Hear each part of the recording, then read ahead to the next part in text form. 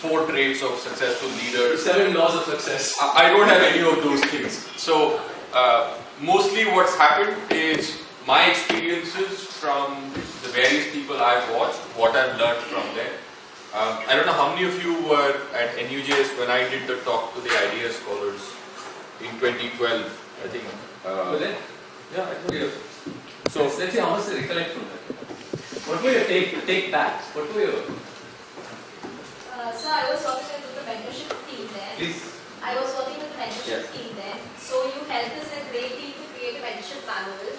And then we were getting back to you with our suggestions you were giving us. yeah, that's not the one. So I actually came and spoke, and you were there when I spoke to the team. It was a Saturday morning in 2012. September. Man's got an elephant time memory. Yes. September 13th or something like that. Whatever the second Saturday of that September was. It was about 11 o'clock, and we had this session where all the team leaders from the Northeast and West Bengal and a few others were there. Right? All of them were there. All of them were there. And then Shamnad asked one of these questions of me to say, come and speak to them. And I did. So clearly nobody remembers, not very impactful. Exactly. So, makes it easier on me, I can do the same talk. But to me, each of the people I knew well, for me I took something away from them, and that's usually what I tell those who come and want to work with me, is that I can only show you how I did it. It's for you to figure out whether that is your style or not. Don't try to be somebody else. I was very lucky that everybody I worked with allowed me that freedom. So for me, that is the style that I look forward to in whoever leads. And in many ways, I have adopted that style. I try and figure out what you're going to be good at when you come to work with me. With some people, it's more difficult than others. 6 months on, I still don't know what you're good at. There's a real problem. Usually, my style is to let people volunteer to do things. It has problems. What if they don't volunteer at all? And we had some examples yesterday. People just resisting. That's why you need a lot of tact. So you need to kind of figure out why it is that they're resisting. And that to me is one of those very important qualities in a leader. Putting yourself in the other person's shoes. It's very difficult for a lot of us to do it. Think like an idea scholar. I can't. I really can't think like an idea scholar. It's just very difficult because I have not been in that environment. I can only try, but I need to listen very carefully and try and draw it out of them. Leadership can be taught. There are very few born leaders. Most leaders have learned. They've watched, they figured it out, made mistakes, seen what works, and then tried different techniques. The first time it may not work. Throttling him may not be the solution. You try something else. It should also be very easy to look for help. It's one of the things that I find very easy to do, is go and ask people for help. It doesn't really matter. I don't take myself very seriously. All those who follow me on Twitter, my Twitter handle is Grumpy Old Man. So I don't take myself seriously. It doesn't really matter to me what people think of me. And that's a very easy way for me to be myself. That I'm not saying be like me, I'm not saying I'm your boss, I'm not saying any of these things. That really helps from how I do it. It helps people just be themselves. Okay, that's great. It's like herding cats. They're all running in different directions because they want to be themselves. How do you get anything done? Again, that's a process of figuring out how the team works. If everybody wants to bat, there's a serious problem with opening batsmen in a cricket team. Somebody has to bowl, somebody has to keep wickets, and that's how the team is going to work. So there's an acknowledgement that each person contributes. I give an example of how hotels work. It's my favorite example of teamwork. How many of you notice who cleans your rooms when you stay stay in a hotel? No. How? You notice who cleans it? You remember the face of the person who cleaned? It's never done when you're there. Exactly. So everybody who said yes, yes, yes, I remember the face of the person who cleans my room. It is done when you are not in your room. Very rarely will your room be cleaned in your presence. So it's invisible to you. Or you would look out for them if you're DSC.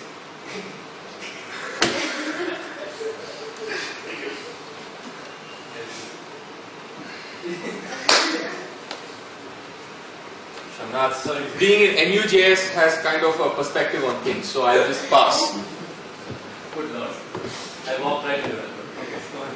So, to me, that's a good example of people don't want to be in the housekeeping department in a hotel. The flashy part is banquets where you see VIPs. This is if you think of who wants to be in the hotel business, they want to be in front office. You wear a sharp suit, nice sari, good looking, milling with the VIP crowd, being photographed. So you have tourists standing next to you and photographing you. You get to be in the fun part of business. You look at what happens in the kitchen. It's a completely different environment. How a kitchen is run would seem brutal to many of you. Language is foul.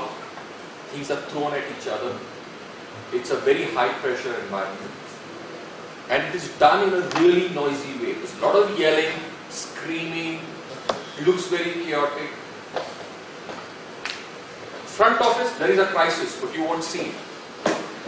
Behind the front desk, there is a little room. It's called the crisis room. That's where all the BCMC happens when the duty manager pulls his team in and gives them help. And they come outside and they're smiling at you and say, welcome to Taj. I'm trying to demonstrate to you that there are three different teams behaving in three different ways. You got the front office, all smiling, receiving visitors. They're standing on their feet, hours at a stretch. It looks like a very pleasant job, right? What's the big deal? It's tapping in something, taking your money, doing a credit card transaction, allocating the room. It's the easiest job in the world. But try looking good and smiling for long stretches of time, day after day, people you don't care about, and then come back and tell me how an easy job it is. Go to the kitchen, spend 2 hours where the chef is going to be shouting, screaming at you. You're trying to get stuff done. Orders flying in. At least now with TV you're seeing all of that stuff. Hell's Kitchen, Ramsay's Kitchen Nightmares. All of that stuff is demonstrating to you what a kitchen looks like. But then look at housekeeping. They have this boring job. There's a schedule to it. Everything has a routine. Everything has a place. And try and do it. Try and move something in your room. That's my test of whether housekeeping is being done or not. I just move one thing. And you will find it will come back to its place. If it's aligned slightly differently, telephone for example, you turn it a little bit, you come back and see it would have been realigned. You move the notepad, it would have come back to its original place. These are all in their place. What I'm trying to show you is there are three different departments working in three different ways. And that's how teams work. So I've run deals where there are 200 people on a team in 10 different locations. How do you run them? If I say there is one way of running them, and this is the way of running them, folks in parts of the world just refuse to do it. They won't turn up on my call. Not relevant to the transaction. Hate this piece of work. I have to get up at 4 a.m. and get on a call. I really don't want to do it. Why do they want to do it? They have no incentive to do it. I have to give them an incentive to do it. I have to build the culture of them saying, you're important to me. And someday I'll be important to you. I have nothing to give them today when I put the team together. Do I know somebody who can influence them to be nice to me? So there's a lot of that which you will see in teams. You've got three different kinds 4 different kinds of people doing 4 different tasks. I can't do all of them myself. If I had to do all of those things, one person had to do all of those, they would never get done. So the big mistake leaders make is try and do it themselves. If you try and do it yourself, you will fail. And I give an example. The CEO of Walmart is stacking shelves. So he walks around to the store and says, "Hey, there's no soup container here." So he goes to the store, puts soup containers. He walks around the store. So all he's doing is stacking shelves. How valuable is that? You could get somebody at less than the minimum wage to do that.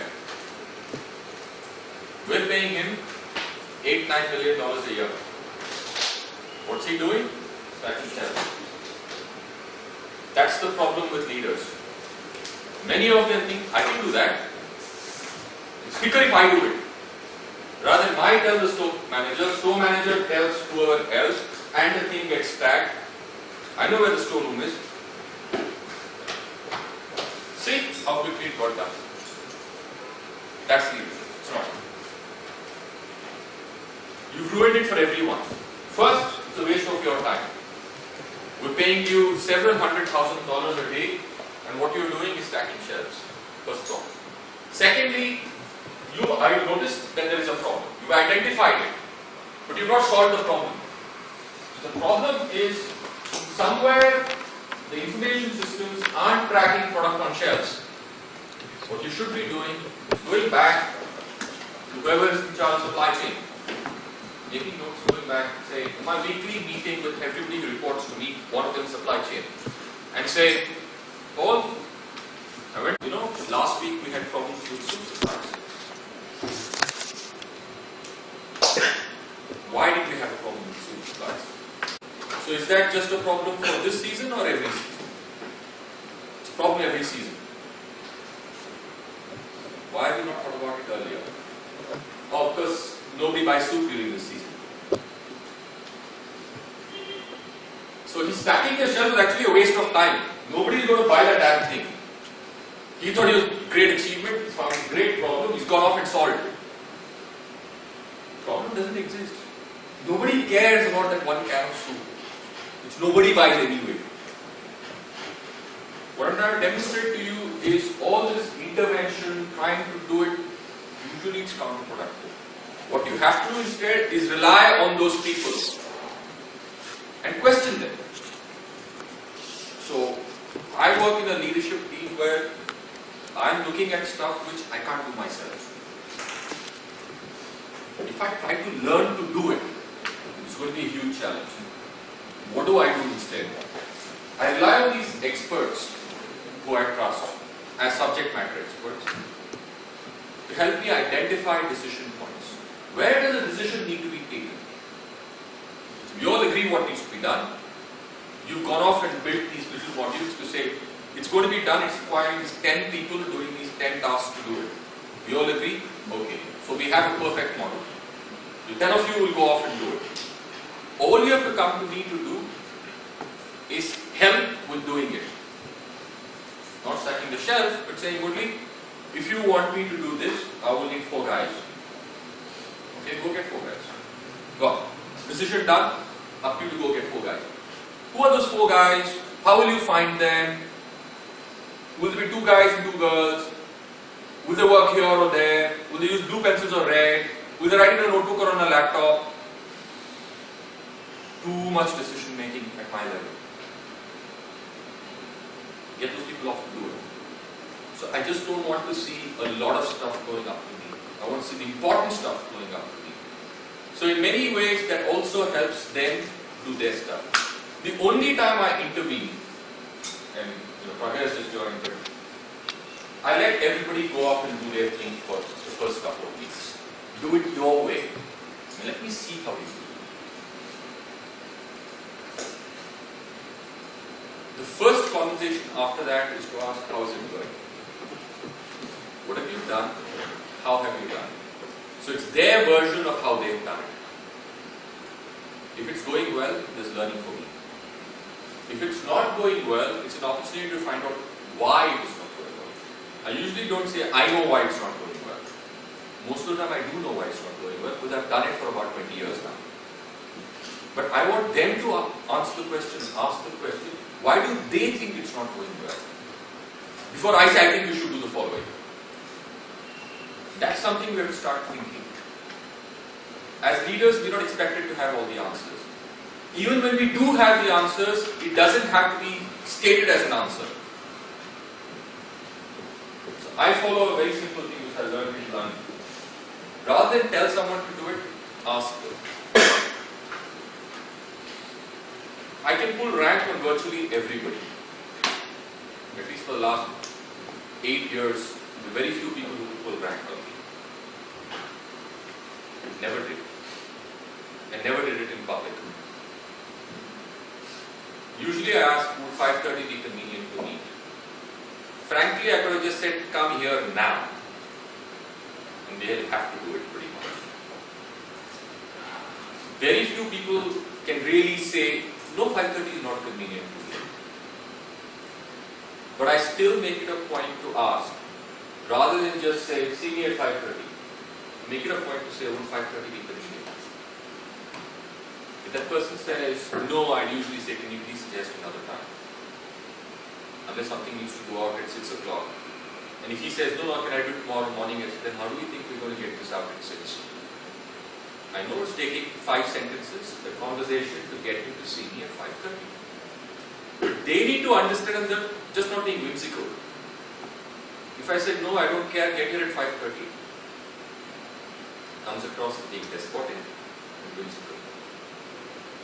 There is a rationale, but they need to get it. And that's how you create thought process for them to be leaders. How do they understand what leadership is? They get to see. Otherwise they just think, this is a guy who always screws me at 5:30 in the evening. You do it 3 or 4 times, it becomes always. He never listens and he always does this. People generalize very quickly. That is his leadership style. It's not fact-based, it's purely perception. So if you say, okay, how many times have I called you at 5:30? Most of the evenings. Let's check. And you'll find it will be like the one time they had to go somewhere, you grabbed it, or you did it quite recently. But it becomes the perception of you. You always call me at 5:30. You always ask me to work on a weekend. They take away these things. You're always telling me I did wrong. So how do you deal with feedback? Saying you did it wrong, if you just tempered it slightly differently and said, we look at how this went. It went badly. How? You did the following things. What could you have done differently? No, I could have got 4 more people to help me. Would you have done it yourself? No, I could have got 4 more people. Would you have got 4 more people yourself? No. So how would you have got 4 more people? They're coming and talking to me. No, but I asked him, he didn't help me. So did you come back and talk to me? I can pull rank on virtually everyone here. All you have to do is come to me and say, here's the problem. And I heard a lot of it. Most of you in this morning session started virtually every sentence with, the problem is. Did anybody notice that? How many times do we say the problem is? The beginning of every sentence. A lot of it I heard. The problem is, the problem is, the problem is. And most of the time it wasn't the problem. What you thought you were articulating wasn't the problem at all. Even those slides.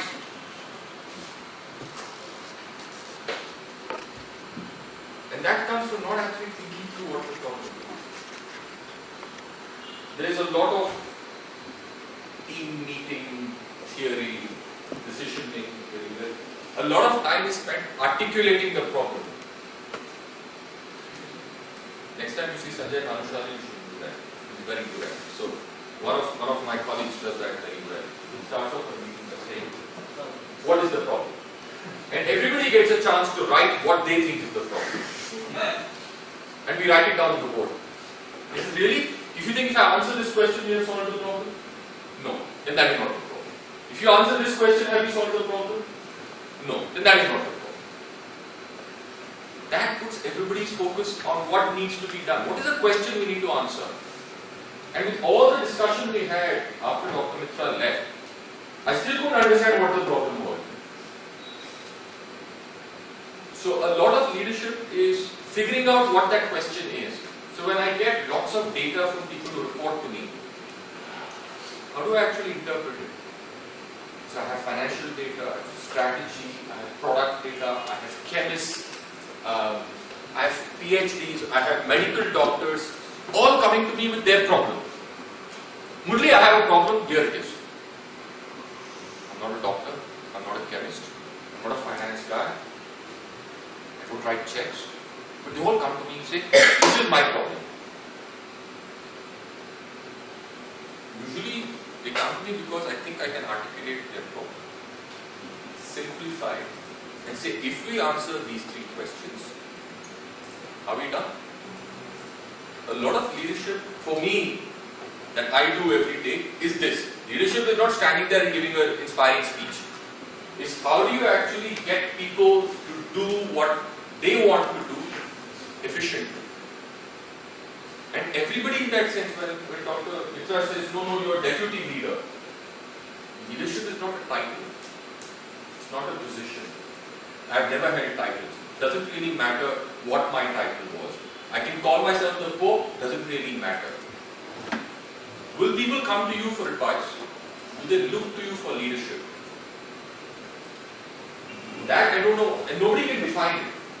I haven't been successful in finding a definition of leadership.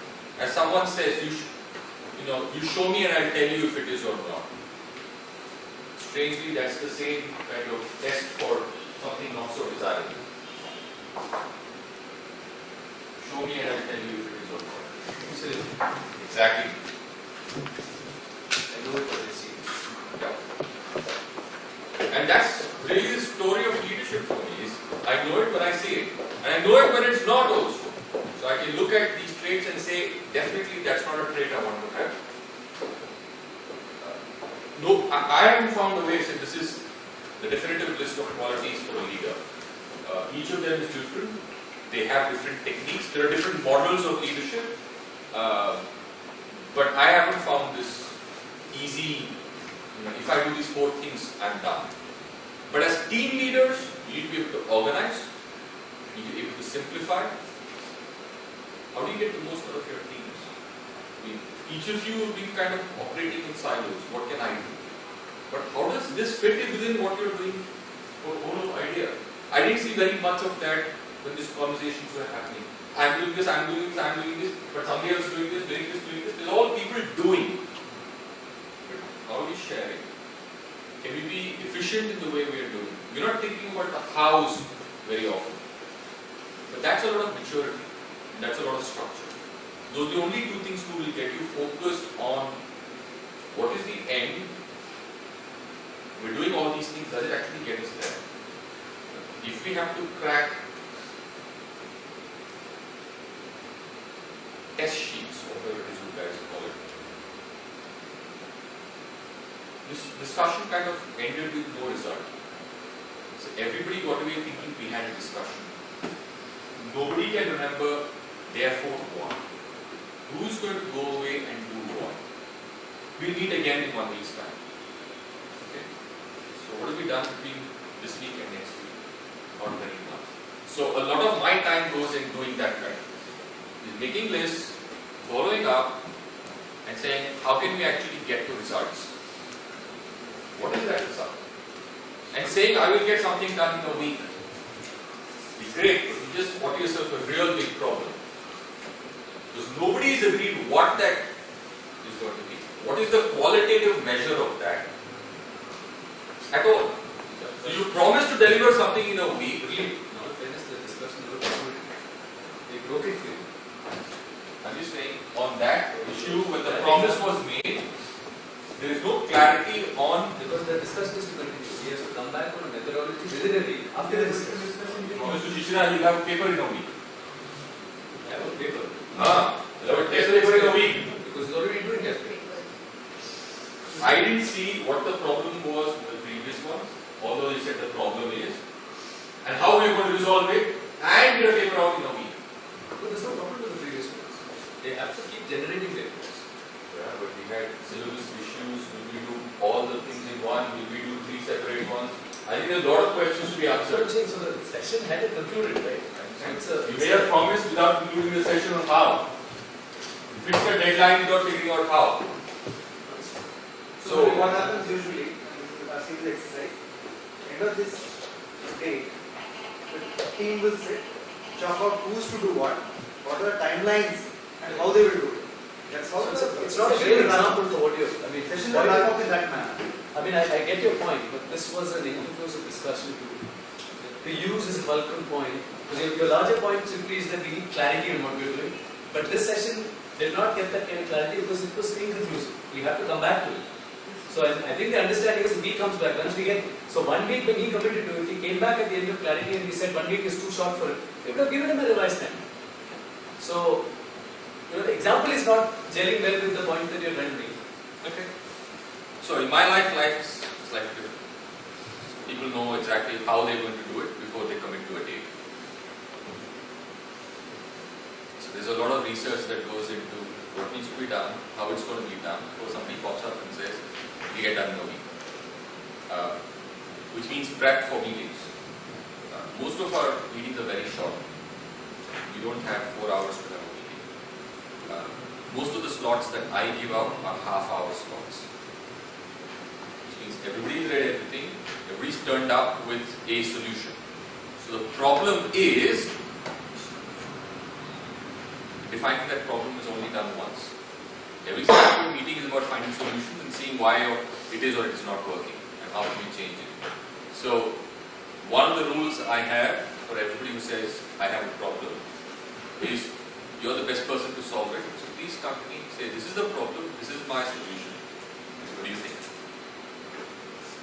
And a lot of that happens ahead of time. So my reading time is what gets me to making quick decisions in short meetings. Bhagya has been there for a month. So how many meetings do we have first month? How many meetings do we have that runs on for hours in my office? Even if it's really complex. So we had a very complex patent issue in France. That meeting lasted 12 minutes, 15 minutes max. I'm not a patent lawyer. I don't do litigation. Never lived in France. Don't know many French lawyers. But that meeting lasted between 12 and 15 minutes. And it's litigation that's been going on for many years. The second round of litigation there. So a lot of leadership is about that. So it's not a toss a coin and tell them what to do. That's not how the decision is taken. It's preparing for that. And doing your own research.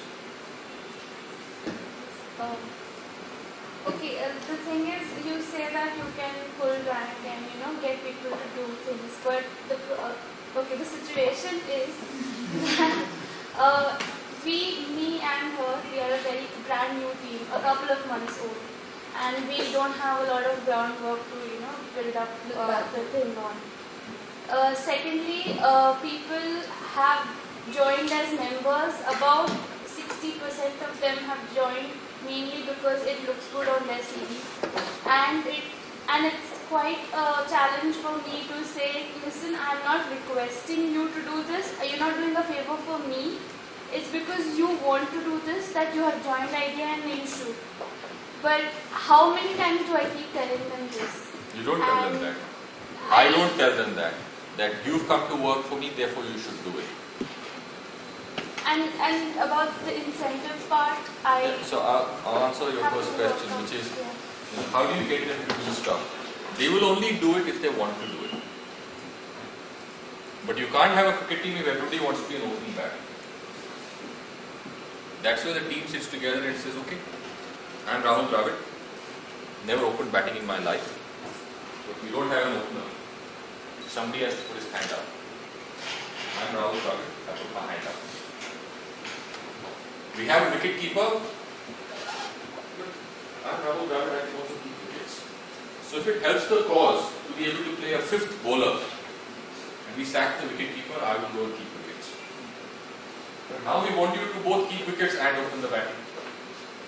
In the most terrible conditions, it's frightfully cold, it's raining, and I really don't like to keep wickets in the rain. I like to keep my hand in my pockets and not have to do ups and downs.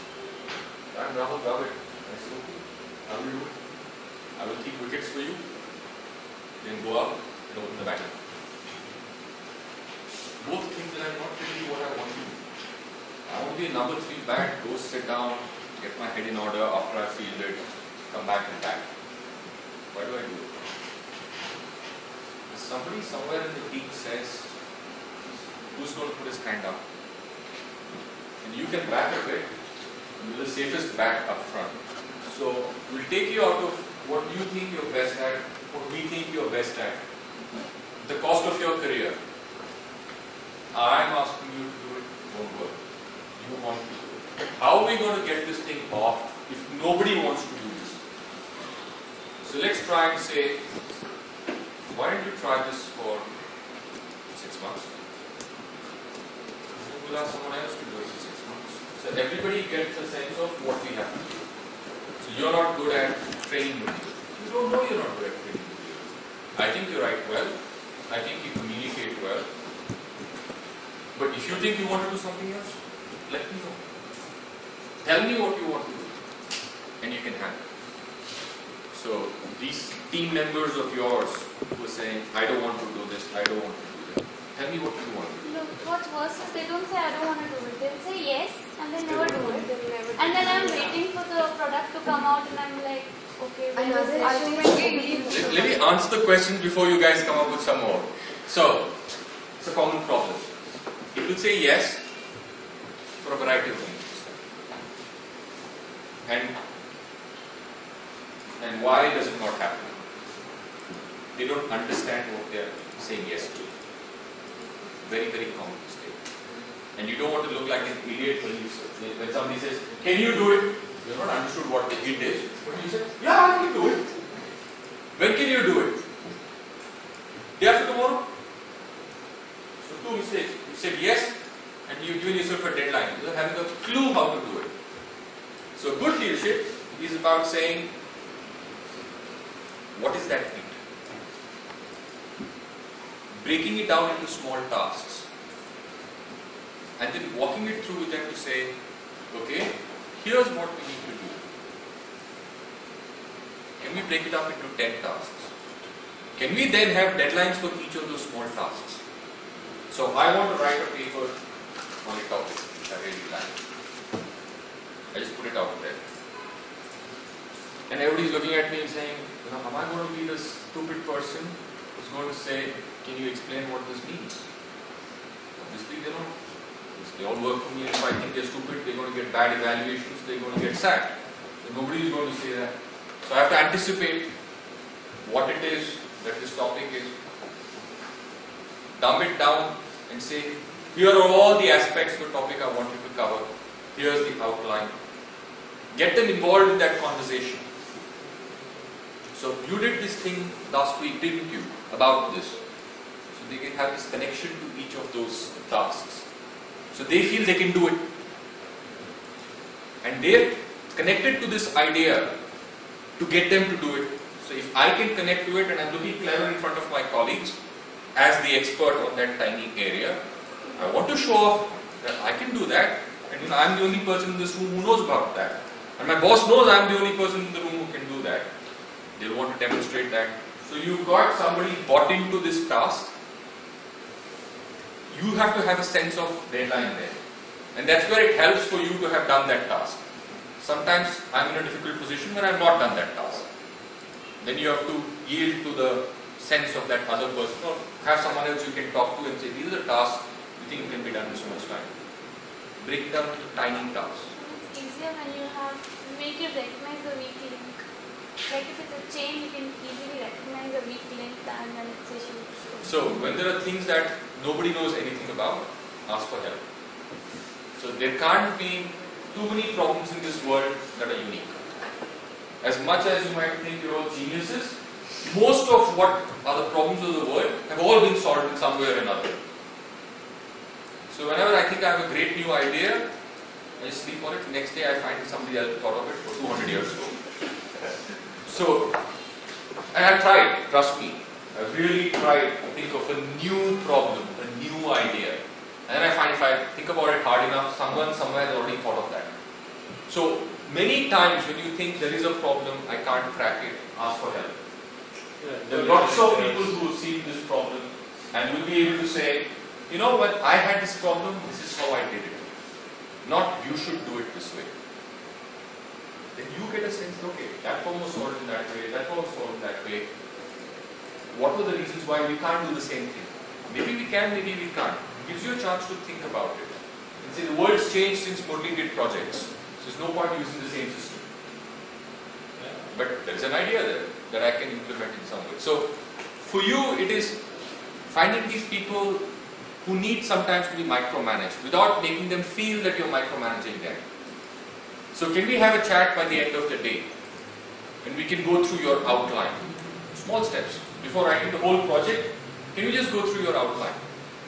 Can we go through your reading list? Just so that I understand what you're doing and it fits with everything else. Because you're the genius, right? So I need to understand what you're doing. It's a different way of saying, you have no clue what you're doing, but bring it to me anyway. Can I just chip in here? But it's a great question you raised. So one of the things is that being a leader, assessing a situation, also remember that I want to focus again on the word diversity. And it goes back to something Murli started with. There are no universal laws to this. You need a wide diversity of approaches depending on the situation, right? So for example, when you have a problem, right, and you want to solve it, so the tailor frame example is a great one, right? In many ways, we identify the problem that maths is a problem.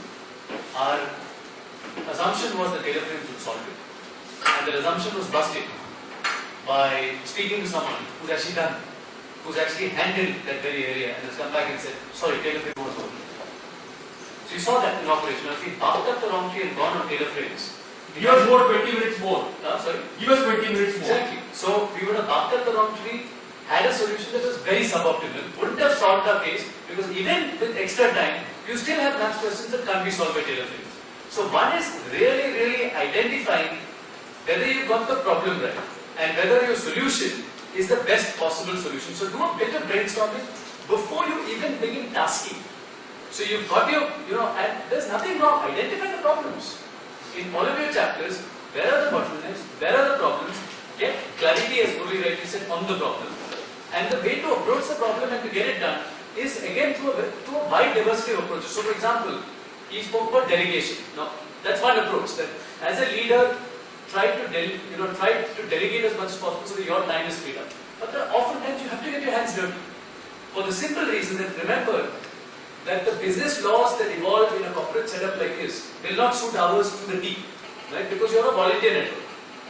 So somebody who's getting paid a salary, who has to come in from 9 to 5 in the office with no other commitments, you can expect a lot out of them, as opposed to a very fluid volunteer network where students have multiple commitments, multiple moods. So for that you need a diverse set of approaches where one option is delegated to a person who you know is well suited for that task, who knows clearly what the commitment is. Sometimes they know clearly, sometimes you're right. The delivery is not because they haven't understood.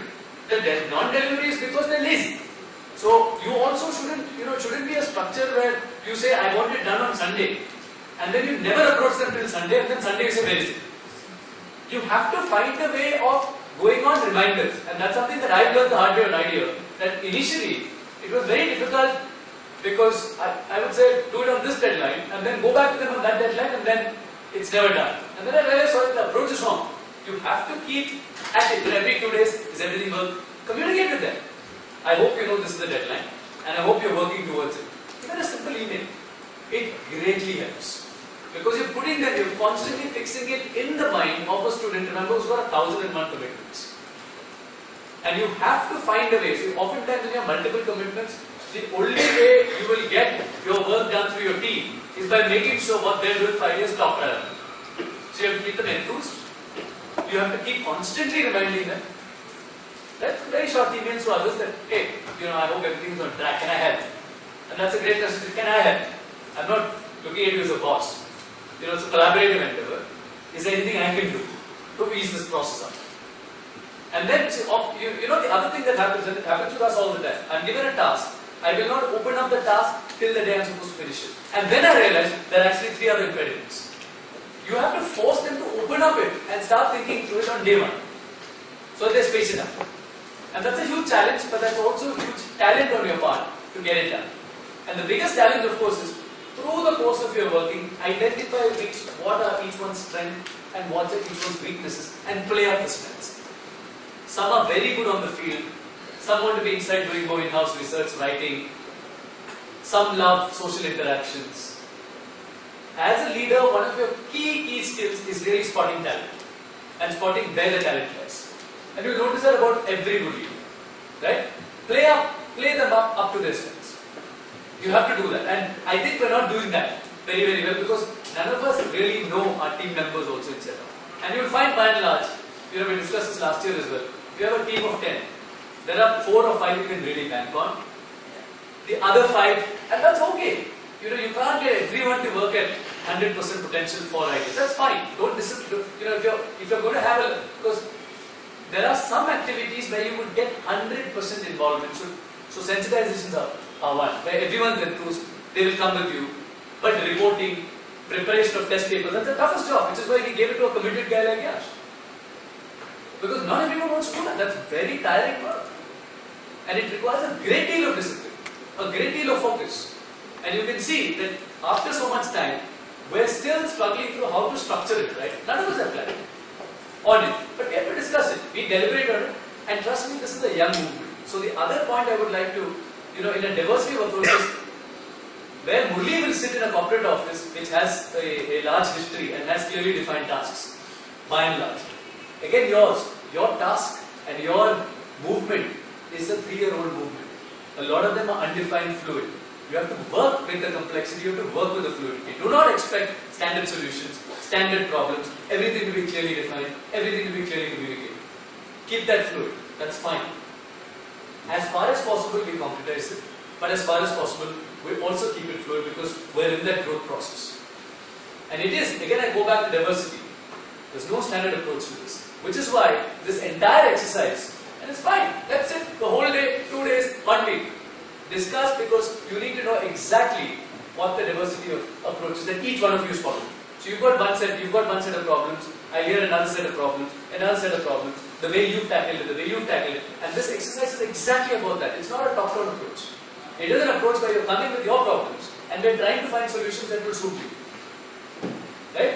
And a larger sort of broader homogeneous structure that we need so that it's easy. We need an efficient process as well. So we need efficiency, but we also need diversity that will permit a much wider range of approaches that all of us can follow. I don't like the following up with, I don't do the following up with Yeah, in the nagging way.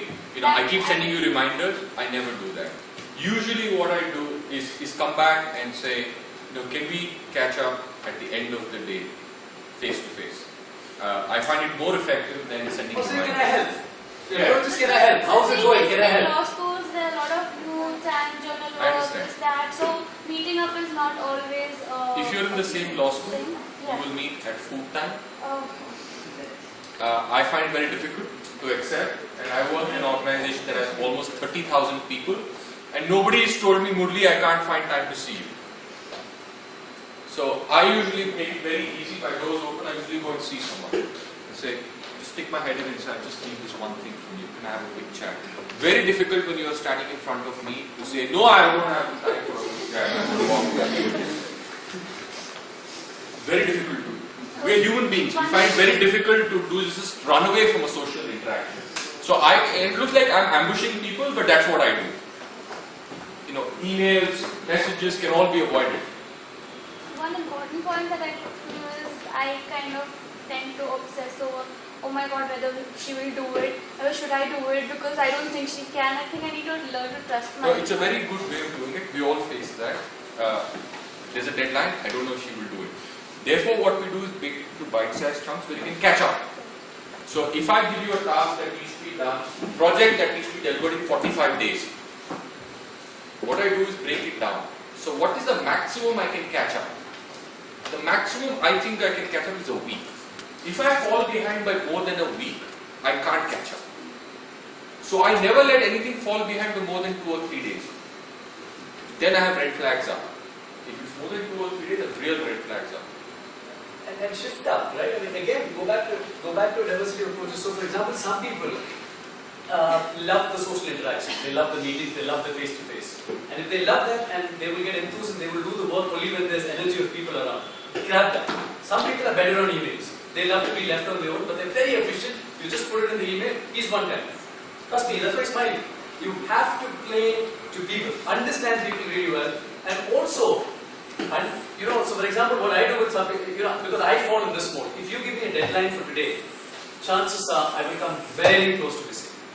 That's the way I function, because I will open up the problem very late in the day, so I completely understand people who do that. So for me, if you're giving me a task, it's always better to set an artificial deadline for me. If you tell me the deadline was yesterday, but it's actually today, what will get done? Right? And you need to identify, which is why exactly study people. See, leadership is about psychology. Understand people, understand human behavior, play to strengths, and follow a range of approaches that would suit you. So we actually did that. I gave a mentor an artificial deadline to submit a report. It was 3 days ahead of the date he was supposed to submit it, and he missed the first deadline. I knew this was going to happen. And he missed the second deadline, which I said, oh my god, they're going to kill me, you've not sent the report. Finally, on the third day, he submitted. So I had a day to send the report to. And then when I told him, he said, now I'm not going to trust you, you're just... You should never tell that. No, I should never. Yeah, You but should then... never communicate that it was an artificial deadline. God, Yeah. you killed it. Then you killed it. So the way I teach this, I have the same problem because I have a lot of people reporting to me. And I Deeptushi plays to that. Deeptushi knows that I will not come back on the same day, so she'll put an artificial deadline for me. Yeah, She's learned it. I communicate it differently. Rather than say it's an artificial deadline, it is that I have many reports to read. I have to coordinate all of you, read all your reports, prepare a summary, discuss it with other team leaders. Where is the time for me to do that? So if your report comes late and everybody's report comes late, where is the time I have to synthesize the whole thing, have a discussion with team leaders, have a discussion with the mentors. So effectively, if you miss the deadline, there's no point doing it. And all of us look back. That's one of my themes in leadership is we all sink and sail together. So if one person meets the deadline, in my word, everybody gets punished. That also creates a lot of peer pressure. So if one of them is not doing something, sorry, whole team loses bonus. What do you think the others are going to do to this one person? We had that discussion last night. One of your idea scholars is Struan. Is Struan. Misses deadlines, doesn't want to do things, is difficult. What we want it anyways is to say that, listen, you're not ruining me, you do your thing. But it's going to give idea a bad name. It's going to have repercussions on all the other idea scholars. Sit them down and have this discussion. Here's one of your teammates who doesn't want to do X. Perfectly fine with me. Is it fine with you guys? Because it's what's going to happen is we're not going to have idea in this place. Your family and friends from the place where you come from are not going to benefit from idea. We have competing needs from 3,000 districts in India, all elbows of civilization where we have to go. You wanted that nobody from your part of the world, nobody you know benefits from this, and this place effectively gets shut down. And it's going to affect your 4 careers. You want to have a conversation with them? I'll say. I think we spent about 15-20 minutes about something which is the question which he raised. I think you have not even answered the question. Asked her how If I understood her rightly, our issue is that people have joined up with no intention of actually working. I'm saying that that's See, presumptive. they wanted. It's presumptive. I'm saying if you find what they want to do, you can get them to do it. No, no. That's the second leg. Second leg is I want to do it, but I don't know how to do it. So therefore, that is what we will If discuss. you want it on your CV, There are 2-3 if categories. you want it on your CV, you have to do it. You can't just put it on your CV because whoever is recruiting is going to say, what did you do at IDEA? So therefore, you spend time, effort, and on those guys. Yes. Yeah, no, that's I a will. great point. You say, okay, these guys are not. No, Rahul, that's a I great would. point you raised because I'll tell you another problem that we're facing. It's a great point because it's again works into incentives, right? So I don't mind somebody coming in. It's like even with our donors, right? Even with people that we go for support to IDEA. And initially I remember telling Karan Singh this with Trilegal, and I said, Karan, there are some who want to be associated because it sounds cool to be associated with IDEA. There are some who genuinely believe in the cause. There are some who want something out of it. They want their name sort of flashed, etc., etc. So you have different categories of people that actually come in to support. And Karan said that's perfectly fine. Play up to all of that because that again goes back. See, I mean, we didn't use diversity for nothing. This project has to really embody that in all of its facets. So what Rahul raised in terms of people coming with, how do you tackle people who are not, because if you feel strongly from the inside, and we see a lot of that. So the first year IDEA team leaders, and Nitushi is one of them, Ramanuj was there, Aditya Banal, I still think it was the best team we had. It's almost like all of these national law schools, the first batch. Because they came in just when the organization was growing, so the only people that attracted them were the people who strongly felt for the cause. So you don't need to tell them anything. I mean, they did. I think the amount of work that they did in that 1 year, in all honesty, an entire bunch of team leaders have not done it. It was superior, very superior quality simply because they were strongly driven by the passion, and it was a new movement. So they had to work out of their way to make sure that they stand somewhere and make themselves visible, right, as a movement. That this is what we are doing, take note, because they're out to change society. And that passion we have to find a way of retaining, and some will have it, some may not have it, that's fine. If they're coming purely for CV value, what you then need to do is, as Murali said, we will help you put it on your CV only if you do the work, which means, can we find a system, and we started doing this on our website, to give you certificates that will not only endorse the fact that you work for IDEA, but will also rate your work. And a lot of pushbacks were getting. So we had a candidate who was brilliant from NALSA, who came in and said, sorry, I was rated less for creativity, out of the box thinking. And so he said, this was a task I was given. So my first lesson to him was, I said, look, I don't think there's any task which completely excludes creativity. So don't come back to me and say that I was given only this task, this did not call for creativity. There is no task, and you can ask Murali that, or you can ask Rahul that, or anyone in the legal group. There is no task on earth, no matter how routine it is, where you cannot exercise a creative thought. You might come back and say it's a routine task, but I can make it more efficient this way. That's a creative thought. That's an alternative thought. And so we said, we will knock you on this, but we'll give you an opportunity. Why don't you do extra work for us on this particular assignment, and we will assess you're out of the box. Because he got graded very well on other. We had 5 pointers: diligence, punctuality, which will go into how quickly did you submit. Which law firms would love, right? So if I put it there on our website and I say it's accessible to your potential employer, you've automatically got a stick there, right? That if you don't work, we are not going to, this certificate will reflect your quality of work, right? And 2 is incentive. You need to reward the people who do things on time.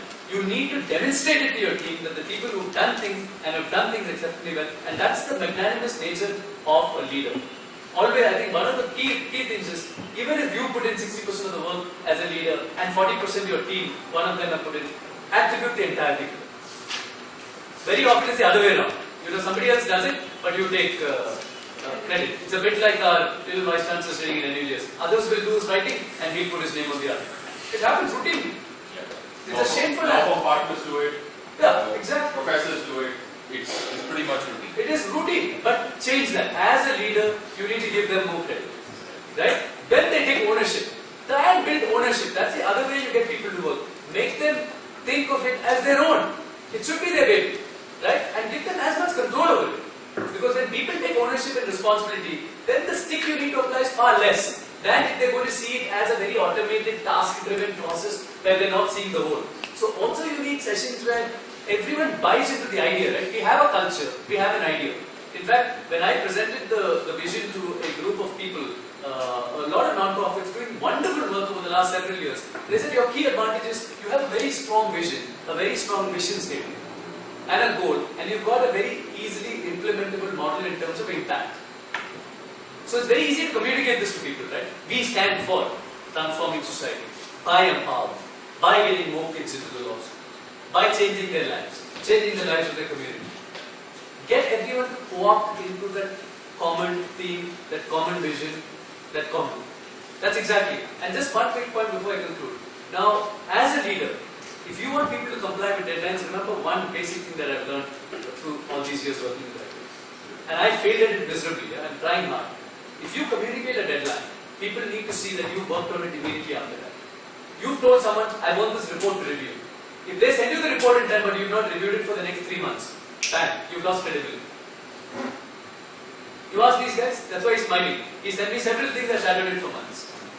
So when I go back to him and say, Shobhik, I have this deadline, he's going to look and say, why are you going to sit on it? Why should I send it on time? Huge factor. That's a sign of a great leader. If you can action it immediately and give them feedback because it's fresh in their mind, then they will take your deadline seriously. They know there is a serious deadline and you've actioned it. So credibility of leadership comes from all of that. I call it integrity. Integrity is not about writing or not writing. Integrity is only seeing your word. There's no ways around it. I'll just make 2 examples of what Shunan said. All those of you who haven't watched the movie Fire in the Blood, please go watch it. Fire in the Blood. So the problem in the 90s with AIDS in Africa was the treatment was about $20,000 a year. People say, okay, you can't have AIDS dealt with in Africa. It's a white problem. They have a white solution. Americans will buy it off their big pharma, and we can't solve the problem in Africa. Then there was a president who said, no, we have to solve the problem. You have to give them the products. And the government will fund a special initiative run by the president. So the problem is solved. They said, no, still not solved. Because this pill has to be taken, there are a series of pills and they have to be taken every 4 hours. And Africans don't have clocks. So in the village, I give them the product, but they're all going to die anyway. Why waste the product? Simple solution, every time you find an AIDS patient, give him a watch. So you identify the problem. The problem is, they don't have watches. We give everybody a watch. Common sense solution to the problem. Everybody agrees, easiest way to solve a problem. Get a Chinese watch, $100 with the treatment which is subsidized, give it to them, solves the problem. Yes? Everybody agrees? Common sense solution to the problem. How do you make him wear it? How do you make him look at it? How do you They might not know how to Discipline. check the time. So we have all these other problems now. So we solve each of them. Along with the clock, we will send a guy who will teach them how to train them to see time. Then we solve the problem. So, here is what somebody else got.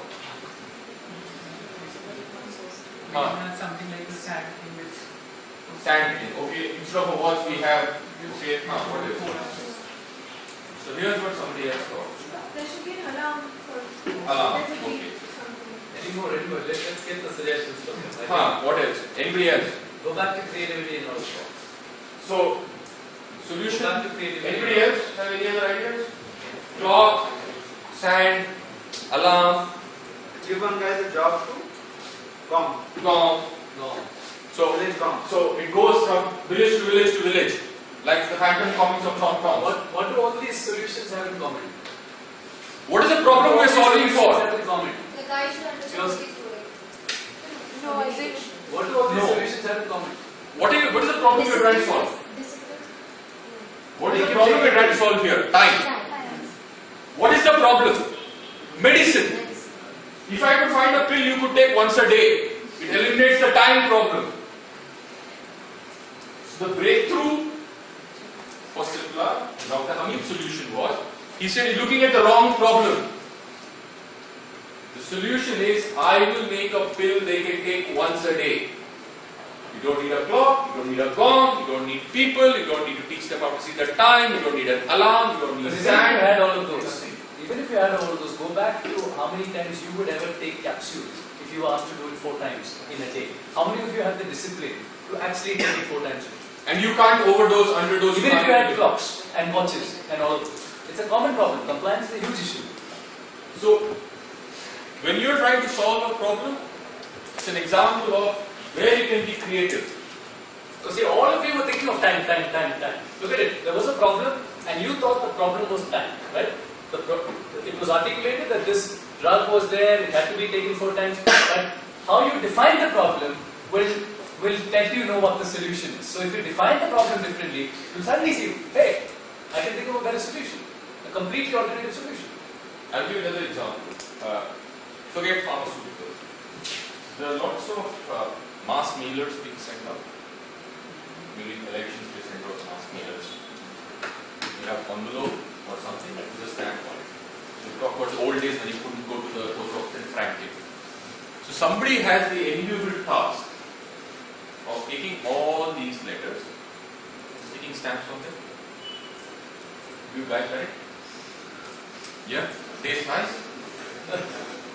No, right? Especially after you put it back. And you got to do it the whole day. So these are volunteers in campaign offices who have to do this the whole day. What's the solution? Prepaid postage envelopes maybe. Prepaid postage on Yeah, good idea. there is the postage already on Already on, somebody else has to do it. That's not a solution. No, printed on already. So the Postage stamp. the envelope itself costs whatever the stamp costs plus. Technological solution. Okay. But I am the lowest form of life volunteer in a campaign office in the United States. Okay. So I will go to 3M and 3M will say, we will do this fantastic thing. In the next 5 years, we will spend $20 million and for the next election, we will have a solution. Okay. Today I am going to be sticking this, about 10,000 stamps for this election. Will it solve this problem? Okay, what else? We're going to change the system of delivery altogether by concentrated mass. Very good. So next election, what can I do today? Because I'm really struggling today. I can't taste my tongue, I can't feel my tongue, I hope my tongue doesn't exist. That's how bad it is today. With the glue. Creative machinery which will already stamp. Very good. I told you I'm the lowly person in a campaign office. She realized that it's easier to lick the envelope than lick the stamp. Produces the same end result. Because the envelopes of paper, they don't have much taste. But glue tastes horrible. All I'm saying is, everybody is sticking the stamp because the guy next to him or the person next to him is sticking the stamp. This one moment figured out that it's easier to lick the envelope.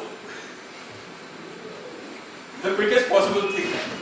And paper doesn't usually taste or smell that bad, it doesn't taste of anything, it doesn't smell of anything.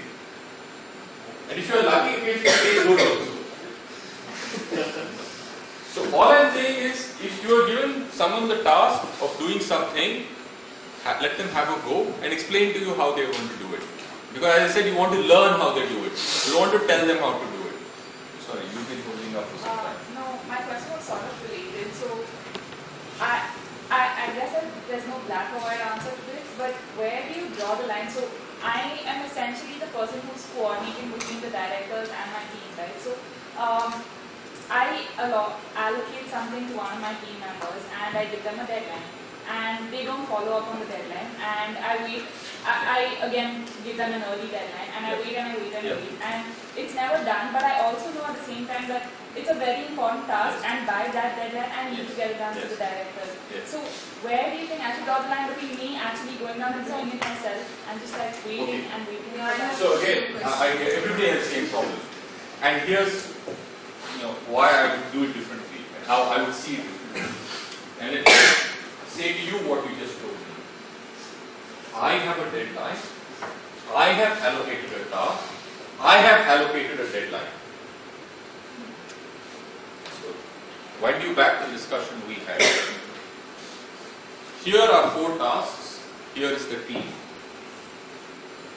Who volunteers to do X No, task? this is given that she's volunteered. Then you're not allocating a task. She's volunteered to do Yeah. it. She's volunteered the deadline. So I don't give people deadlines. Please see me at 5:30. Would it be convenient to see at 5:30? No, I want to come tomorrow. But this needs to get done at 6. Okay, I'll come and stay at 5:30. They're making this commitment that they will get it done by 5:30.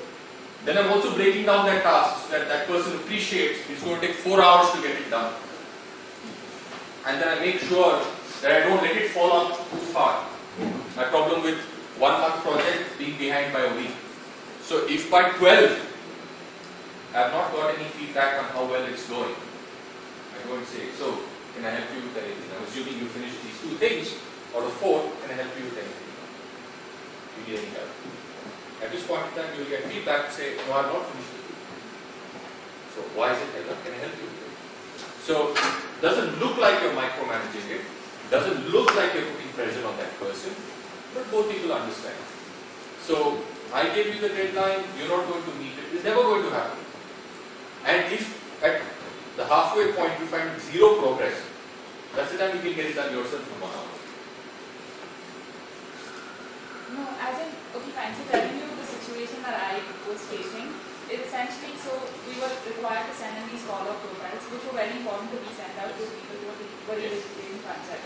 So I got a deadline of say Sunday, and I gave the person, the mentors of those kids, a deadline of Thursday, and I said please get it done by Thursday. And so one of them sends it. One of them actually blankly told me I can't, I have exams, and I was like, okay, fair enough, exams are good reason. And I was like, okay, fine, I'll do your bit because I know this column as well as you do.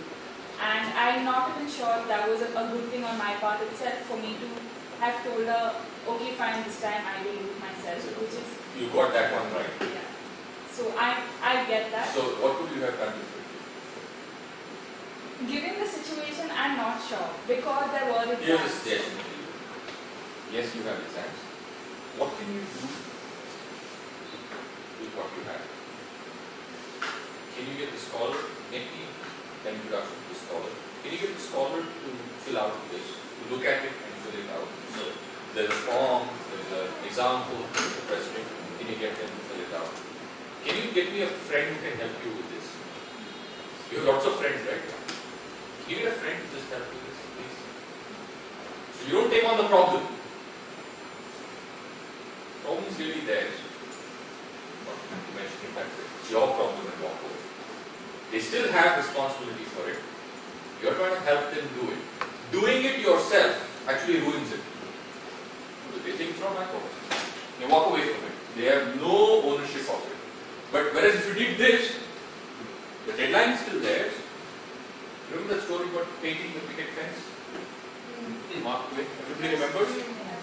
Who had it painted? Who had it done? Who got it done? Tom Sawyer got it done. Who did it? To me, that is the prime form of leadership. And everybody felt they had achieved something. Yes? What's the story? I won't dive now. Okay, so picket fences is known as picket fences, right? They're all white in the United States. So they are these things which go on and on and on and on, and they are white. And they need to be painted in the summer. So after the winter, everything gets dirty. In the spring, they paint the picket fence. It's a tradition of doing. And the picket fence is very large. It goes all the way around the house, usually in the front, the backyard, and the picket fence. It's a huge house. And this is in the countryside. Huge house, huge picket fence. So Tom Sawyer's parents say, your summer project is to get the picket fence painted white. To be able to do that, if he painted every day, half the day, at the end of the summer he would have got the whole thing done. So basically if he had done it himself, half a day, every day would have wasted doing that. And he doesn't like to do any work, he likes to go play with his friends by the river. So he got that context. He got many friends. So he figures out, if I tell everyone, it's a great achievement to paint this stretch of the paint fence. And the best guys will get to paint the fence. Everybody wants to be the best. So effectively, everybody is competing and giving him incentives. I'll give you a chocolate, I will give you this, I will give you that, to paint his picket fence. And everybody's falling over. Please give me the chance to go. In 2 weeks, his whole picket fence is painted. He's got all his bag of goodies and he's basking in the sun. So what is the story? What's So the moral? the model is every task, if you make it look cool enough, like you're really enjoying it, you want other people, when they see you, you're so thoroughly enjoying the task that they actually want to do it. And that's so any of your tasks, if you can bring out the fun element in that, Achievement right? to it, fun the in fun it. element, make it look really, get them enthused about the task, then chances are that they will do it. My takeaway was we are warning the friends.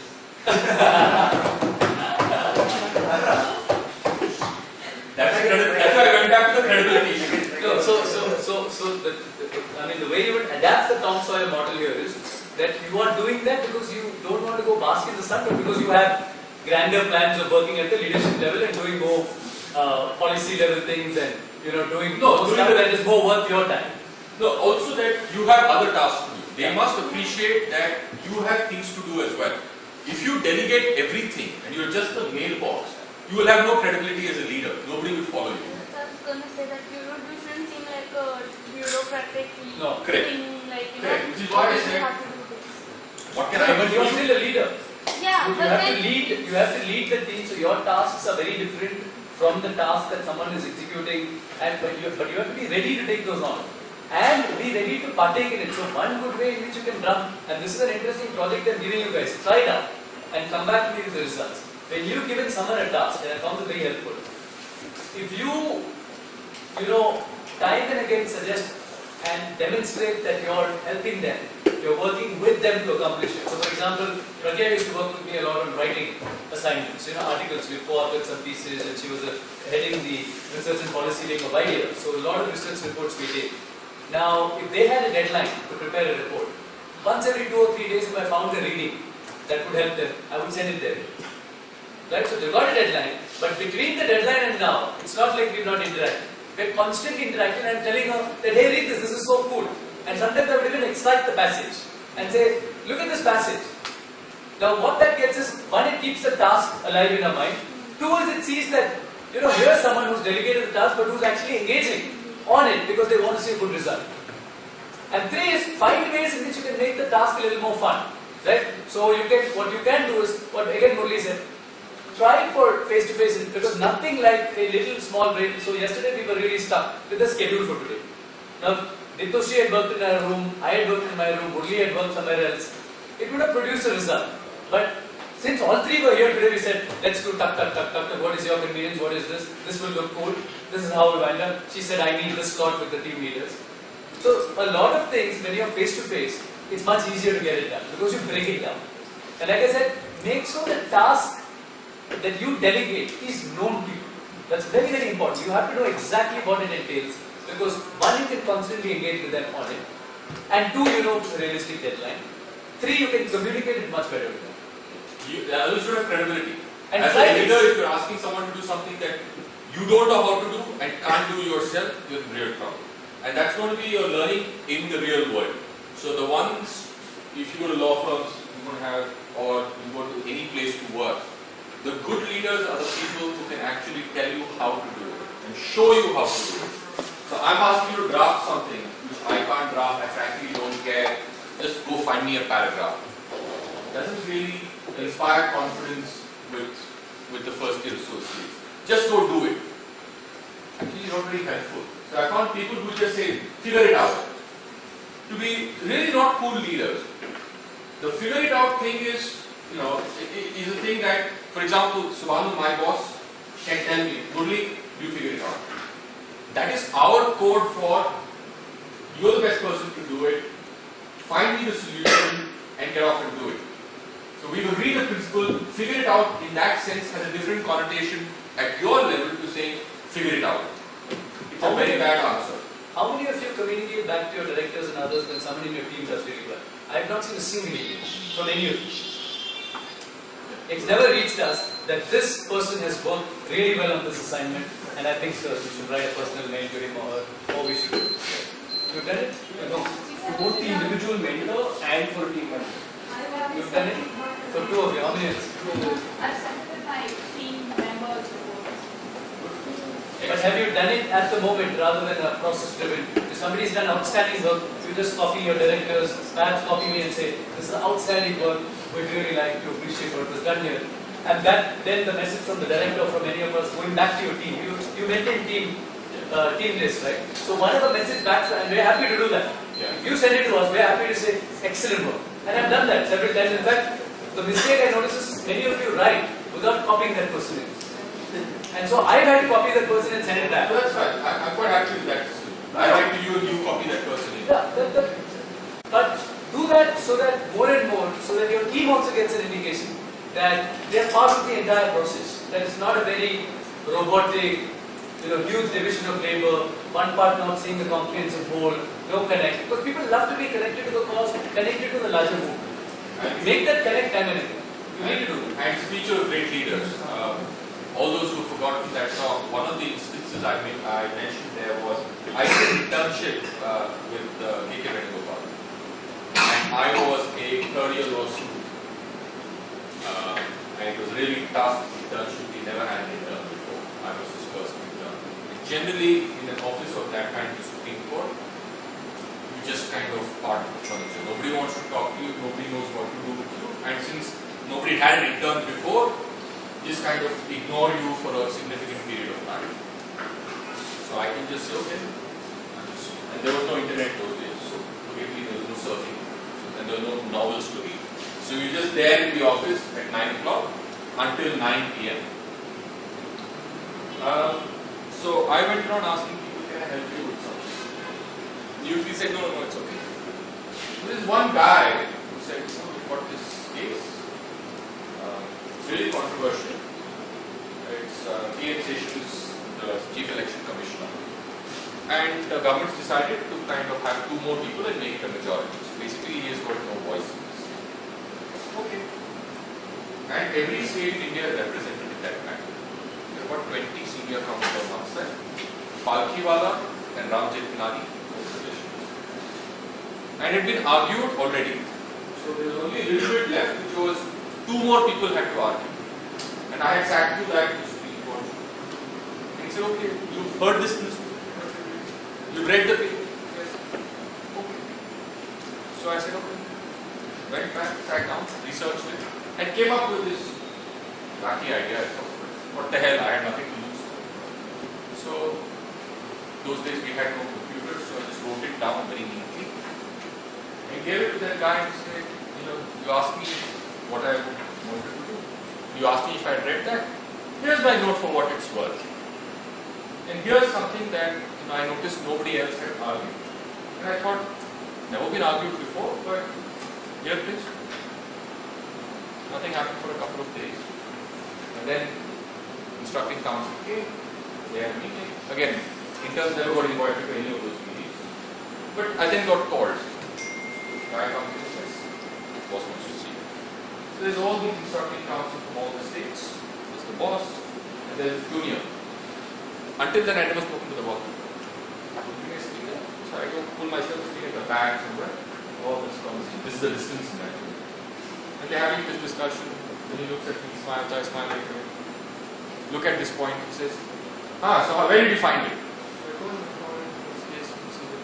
okay, show me. It goes down the chain, he sees it. Okay. Meeting ends, I go back. Next day I go to court. And everybody's finished arguing. The boss thinks he's going to stand up, 30 minutes, he thinks he's going to finish. There's no chance in hell of success. Obviously he doesn't. But he goes up, starts arguing, starts just before lunch.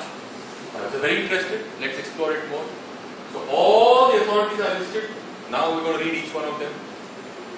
Break for lunch, come back. Everybody's scampering around to find those authorities because nobody thought it had a chance in hell of success. We're all trying to find all these things. And those are the days of notebooks and going to the library and getting the cases, then producing it to judges. So all that exercise happens at lunchtime. It runs on for 2 hours after that. And we are last in line, also 25 counsel in that matter. You read, it's the reported judgment. Everybody you can think of, from the Attorney General to the junior most guy, some 50 or 60 counsels in that matter. He finishes arguing, he was very happy. Tried to sit down, he could have just sat down. great man, great argument, etc. He didn't. What he did was tell the judges, I've argued all this, and thank you for a very patient listening. But really this is something that came from this guy at the back. And the first court, the Chief Justice's court, is about a mile from where we sit. So the Chief Justice can't see me, nobody can see me. But it didn't really matter. That is what I thought of as great leadership. So when I said I found leadership in the people I've worked for, that is the kind of thing that I have found. And I'll be grateful to a lot of people who've done that for me. Is to say, that's the guy there who thought of it. And it still brings tears to my eyes. I mean, it's such an emotional moment for me. Don't forget, that was the time when we hadn't produced a lawyer from law school yet. And most of us didn't know what we were going to be doing for a living. And there wasn't a living wage. We were being paid less than a minimum wage to work in the Supreme Court. So there were no paid internships. Those who got paid after they graduated used to get 3,500 rupees a month.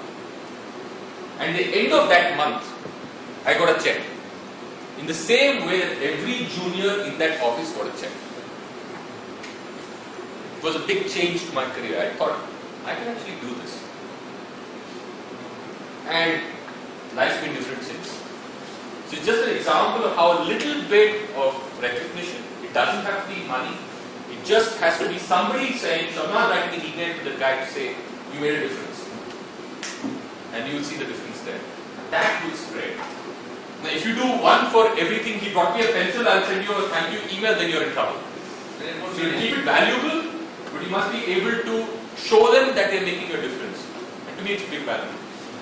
And we could also think in terms of having a sort of a better recognition process for outstanding people tasks.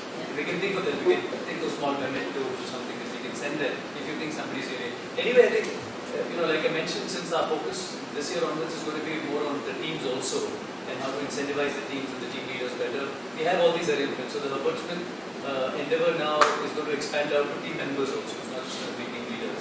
And slowly along the way, we try and we're also trying to work with organizations to see, and this is somewhere where we can also help us, to institute fellowships. So instead of the team leaders, we'll have fellows. So that there is a stipend, so there is some, because what I've also found is, many of you work from the core of your heart, but money brings in a little bit of accountability. So if you're paying yourself, so if we can pitch in a small stipend to you each month, then that also enables you to ease up the other things. I don't know how many of you actually, for stipend and other things, you work with LSD or IMS, and I know a lot of you do it for some small pocket money. So we can ease that pressure up a little bit. Give you a stipend, but bring in a little more. And also, you need to communicate to your team leader, to your team members, the fact that these certificates will reflect quality. I think that must go out immediately. So that's participation. Yeah.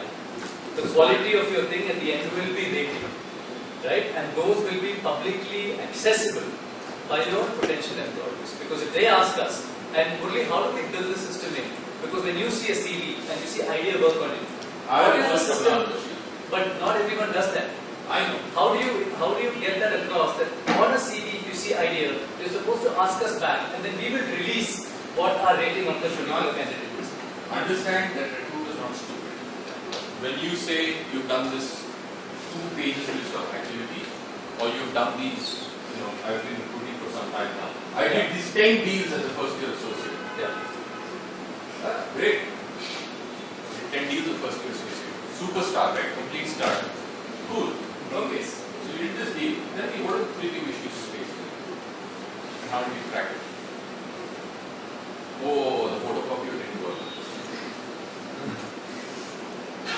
Okay. How did you crack it? I don't mind. Big issue. Very important. You cracked it. So, how did it work in the next deal? The next deal. So, we've seen most of these being played out. I was a researcher on this movie. Okay, so what is the problem? Oh, I can't really remember. You did something else, you wrote this piece. Yeah, you wrote this piece. Okay, excellent. Let's talk about it. I've read the piece. Okay, let's talk about it. You and I have read one today. Then we just do the piece on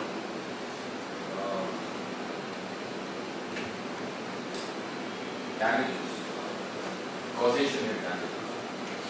and they quoted sections of the Contract Act, consequential loss, indirect consequential loss. It's the fourth year and fifth year English students. It was in 2013. And I was read these. And it was very unimpressive. Most of the law was wrong. So in fact, I asked somebody who was one of my juniors in the firm, I said, who teaches you contract law? So just putting down an article or participation in a move or any of these things, people are very smart. Yeah, but, So we will actually ask what you did, and we're good at spotting the there are answer. smart recruiters who will ask these questions. There are recruiters who will take some of the things at face value without necessarily quizzing on them, because I've got a limited time in an interview. If I see that you've listed 3 firms and you've listed idea work and you've listed this, there are things that I pick and choose. But assume that there is a smarter way of doing this process, which is get the feedback from us on how this person really performed. How do we get the law firms to talk back to us on this? What is the easiest way? We can very easily do it. We can very easily do it. Because we want a process where we signal to all the law firms and all That's all employers we need to do. that anyone that has, because I get calls almost every week saying this person has put idea and I've never heard the name. There are a lot of people also shamming the system. Everyone or the other, somebody will call and say, Therefore, they say that they work with you on idea. Every intern that comes has idea on the CV. And I have never heard of And that it. reduces, My it reduces our brand value, right? And it reduces the work that you guys do. It trivializes We don't want that. It trivializes work that they do. But it's true of all. No, but we want to make in a 100 difference. different ways. No, Murli, we want to make a clear difference here. This has gone on for almost every activity. But idea should be the one activity where we want to tell people very, very clearly that when you see idea, please, there is the process. In fact, we have a secure RCC can do it website. very easily. No, RC, we don't want to go to any Only middle we try to direction. I want a very simple incentivize process our people where to on our do that. website, you've been loading up the certificates. On our website, we have loaded certificates. Of course, we will not make it publicly available. But if you want, we'll give you access. That's easy. Just put it for public. Public consumption. I've done work. No, but I would like to be recognized. But see, that's No, no, no, no. I would let him know. No, No, no. the problem Rahul, is because people who are average or below average, they don't want it up on the website. So, you know, I mean, my take is if I'm average or below average and my certificate don't is reflect rated, idea. I In your will CV. never put No pay, my reach out never to- put it on your CV. That's fine. That's what I'm saying. But if I put it on the website, it looks real. So we were debating this whether we should publicly. And I thought it's quite harsh because of course somebody will scroll, somebody will do this. Putting it up publicly means everyone has access to it. At the same. I'm here in a law firm. I'm really struggling. I wish I'd actually spent the time in your class. So don't think of it as they well-intentioned. They came to my class. They had, it was a choice, right? A choice to come and attend my class. It was not a compulsory course. I lost them. Somehow I couldn't get them to focus on my subject. Whatever may be the reason, apathy from the institution, hostility from the faculty, I claim all that. But I still couldn't keep them in there. And that's how I find my greatest success. The second point I wanted to say was expectation. Is my greatest success is how well people who work for me have done. And I've had this conversation with some others who say, who are those great leaders? There was somebody who said, Ali Nariman is a legend. It's his birthday earlier this week. Dipankar put it today. And I said, you know, I don't consider Ali Nariman a legend. He shocks a lot of people. Brilliant mind, this, that. He's not produced one junior of note. His only junior of note continues to be his junior, who's never argued a case in his life. Never argued a case in his life. He's good at arranging samosas in his house. Sir मैं करा दूंगा समोसा ला देंगे गर्मा गर्म पहुंचा दूंगा साहब आने से पहले मैं पहुंचा दूंगा आप प्लीज खा लो नहीं तो साहब को गुस्सा आएगा साहब वॉकिंग के लिए गए that is his role and he's been a junior for 25 years. That is the only one we have. Continue. Look at the others. So I was lucky to be in Chembur KK Venugopal. Abhishek Manu Singhvi, C.S. Vaidyanathan, two Solicitor Generals of India. Dipankar Gupta, likely to become an ASD student. K.V. Vishwanathan, likely to become ASD. He has become ASD. So in the last 20 years that I have known, he produced 4 of the top 20 senior counsel. To me, that is his achievement. Can I find a better person to argue the case than K.K. Venugopal? Perhaps Nariman can, or has the impression that he can. Do clients love Nariman or do they love K.K. Venugopal? Every client in the world will tell you Nariman is my last resort. If I can't get anyone else to argue my case, I'm willing to throw my pride outside, be spat on by the man to get me out of trouble. That is the only time they will go to Fali Nariman. When they think nobody in the world can save me, I will suffer the insult, the bad manners, all the stuff that happens to me because he is the only worth person in the world to save me. Nobody has a nice thing to say about Fali Nariman. You will not find that. Not even that legally. Who writes Fali Nariman? Somebody writes under the tag Fali Nariman. So those are 2 things I want you to take away. It's about inspiring the people who you work in your team, getting them to feel that they are the ones who are successful. And for you to feel that my greatest achievement. So I look at people who work with me, and I was just finding out what he was doing now. There's a guy who was my trainee. Tragically, he was a year older than me. And exactly a year older than me. So we share the same birthday. He was my trainee when he was a year older than me. So it's already a difficult relationship. I am the senior associate, he is my trainee. I am going to be made partner next year, he's got 10 years to make partnership. And he's a year older on the same day than me. He went off and decided he didn't want to be a lawyer anymore. Because we gave him very crappy work. He decided he wanted to creative writing. And his name is Tashi Aw. His name is Tashi Aw. You find it. He won the Commonwealth Book Prize. He was longlisted for the Booker twice. And his book last year was 5-Star Millionaire. And he won the prize for the best first book in the UK. So he's won pretty much, and I just saw before I came up here, is to see that he's the best known Malaysian author in the history of Malaysian writing. He writes in English, by the way. He's got a wiki page and he's got a note page and all of that. For me, I look at those and think, those are the people who I'm proud of. And everybody I have taught, including me. Siva, for example, so when they came to see me and said, can you come and teach a course at LSE or IB? I say, I don't even have a master's degree. How can I teach PhD students and LLM students?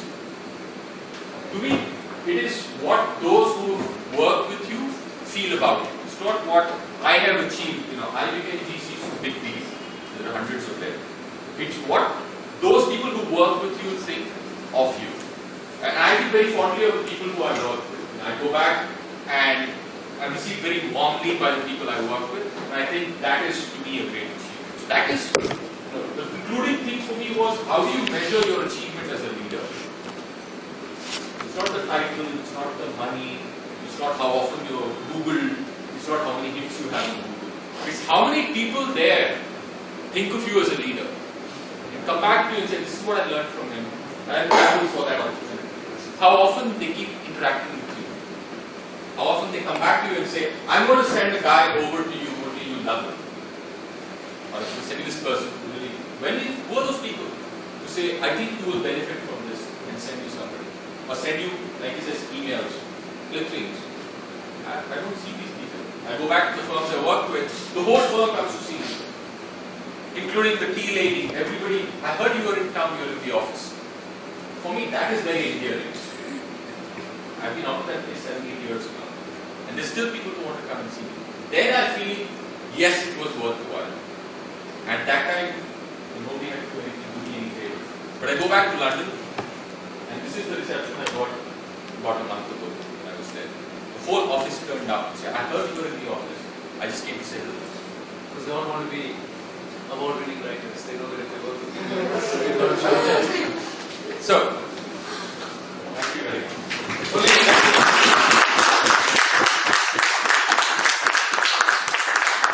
Thank you very much. I think that was one of the most useful sessions we've had from the perspective of someone who's really donned a lot of hats and played a very large role within the leadership community, within the lawyer community. So we'll come back, let's quickly have lunch. I can see that a lot of people are hungry. We also need to cut developers.